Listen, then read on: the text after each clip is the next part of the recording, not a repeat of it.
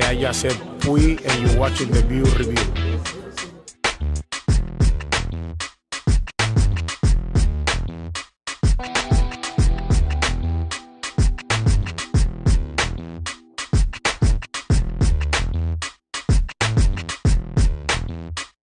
Hi, I just said Pui, and you're watching the View Review.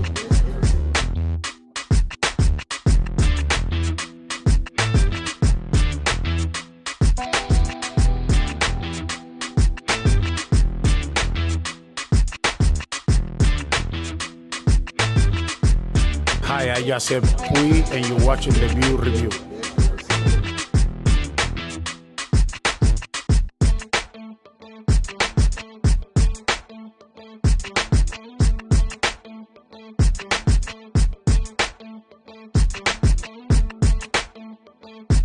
Hi, I just said Pui, and you're watching the View Review.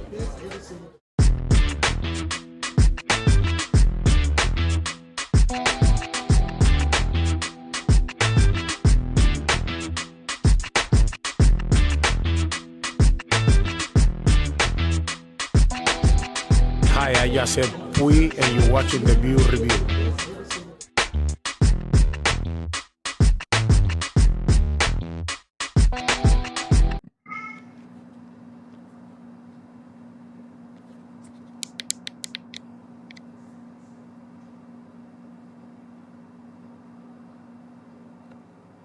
Yeah, that one gets probably 6 thumbs down.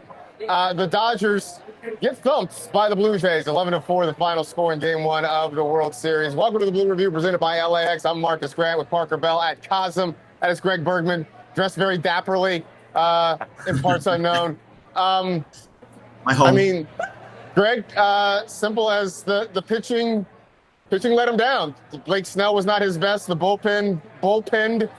Just a bad night for the Dodgers. Yeah, it was a bad night all the way around. There's a lot of different things that could have happened that could have maybe changed this game a little bit. Blake Snell didn't really have it for most of the game, and you could tell that he didn't really have it. And going into the 6th inning, Marcus, you even said, I don't feel good about Blake Snell in this inning. He was all over the plate. He was high, he was wide. He also wasn't getting a lot of pitches called for him. The high strike was not getting called for him, and it was getting called for Yasevich and those kind of guys. But they really should have they had a better shot if they would have gotten more runs against Yasevich early on, and they just didn't do it. The offense failed them. And I think it was the 2nd inning when they had the bases loaded and only 1 out. They did nothing. They got 1 run. That was it. It was first and second, 2nd and 3rd inning. They got one each. That could have been a 6-0 game, really put it out of reach. The whole game would have been different. Instead, they ended up tying it up 2-2, and it went from there, Marcus.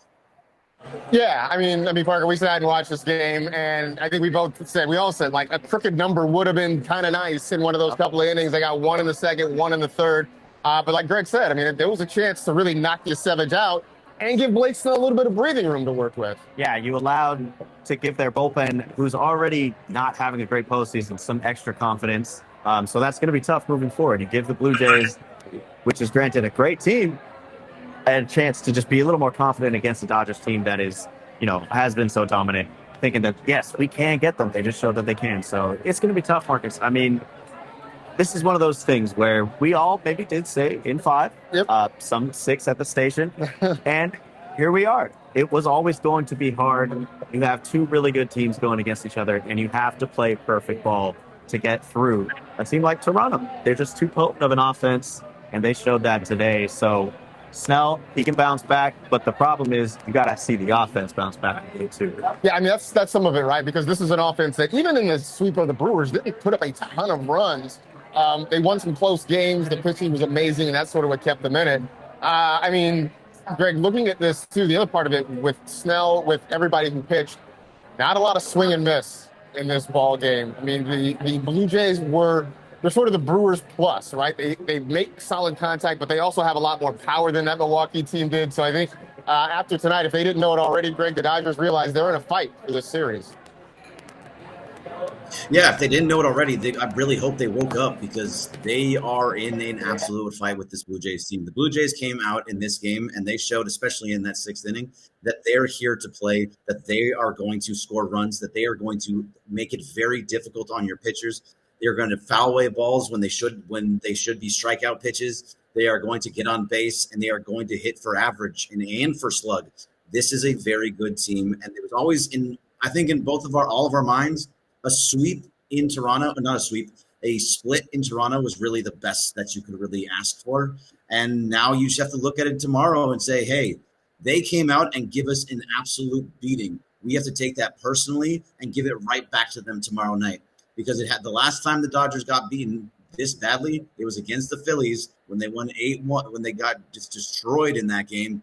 And then they won the next 5 games in a row. So all things happen. I still believe in the fact, Marcus, that it's almost impossible to beat this team 3 times in a row. And just like every other team, it's going to be very difficult to beat that team 3 times in a row. So this is going to be a very tough series. This is not going to be a sweep. No. I mean, I think we all sort of knew it was going to be a sweep. I mean, it would have been great, would have been fun. I don't think that was really realistic. I mean, turning the page to tomorrow, Parker, Yamamoto getting the ball for the Dodgers. Last time we saw him, he was throwing a complete game against the Milwaukee Brewers. I'm not going to say he's got a CG tomorrow, but I feel like he's got to give him a good 7 innings tomorrow. Yeah, you used some arms today that obviously were new, obviously seeing Klein and just a couple of the guys even who you didn't see much in these series, whether it's Bonda or whoever. We saw Sheehan, we saw Bonda, saw Will Klein. So you do have to go deep. This series is on the shoulders of Yamamoto right now because, coming back 2-0, it's not the end of the world, but it just makes things a lot more difficult. And in the World Series, making things more difficult is not what you want to do, Marcus. So Yamamoto, a lot on his shoulders, a lot of pressure. To Greg's point before this series and before this episode, maybe the rust versus rest situation conversation played into a factor with Blake. The stuff just wasn't necessarily there, and he's actually pitched very well in Toronto throughout his career. So it was an interesting thing to see in Game 1, and I think Yamamoto is going to do what he does best, do what he's done this whole playoff series, and pick things back up. But I just keep going back to it. Shohei did his thing today. He got one. I mean, I know it was late, consolation one, but I need to see Freddie, I need to see Teoscar do something. Yeah, I mean, Greg, you think that plays into it? I mean, it had been well over a week since Blake Snell had pitched. Any thought that maybe just the layoff kind of had something to do with it?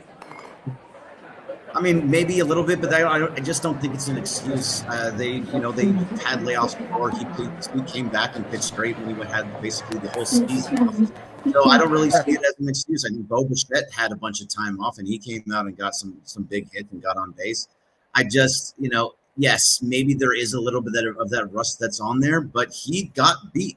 What the worry about Blake Snell always is that he's effectively wild, and he's going to pinch around the zone.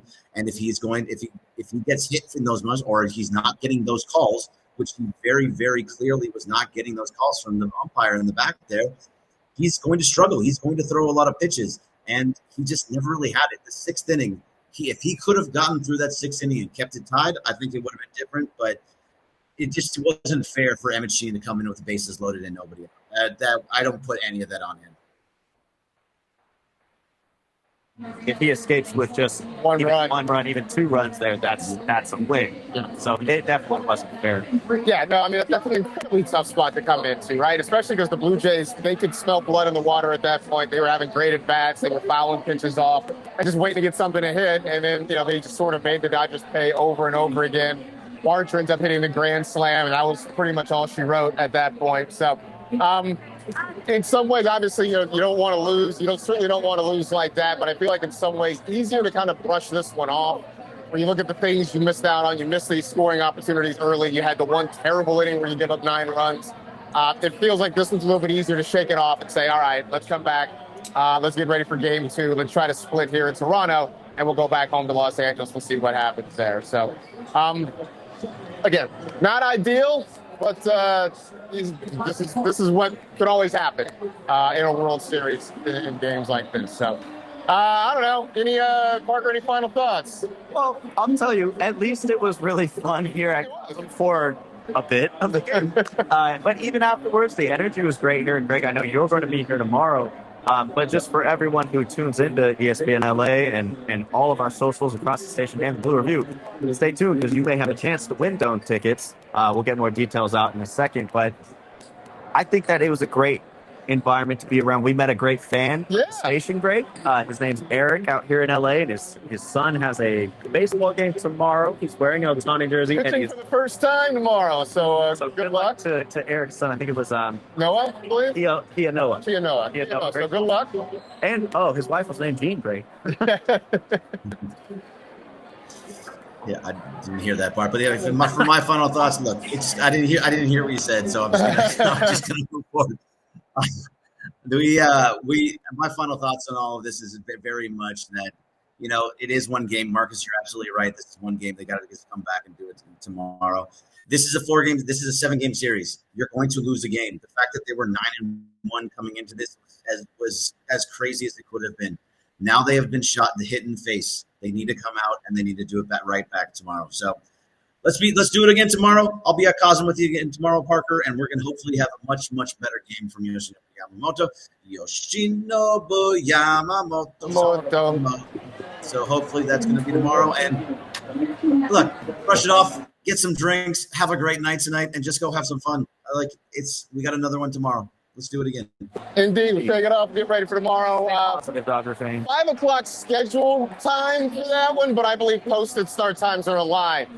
So we'll see. Anyway, be sure to check that one out. It'll be Kevin Gossman going for the Blue Jays against Yoshinobu Yamamoto.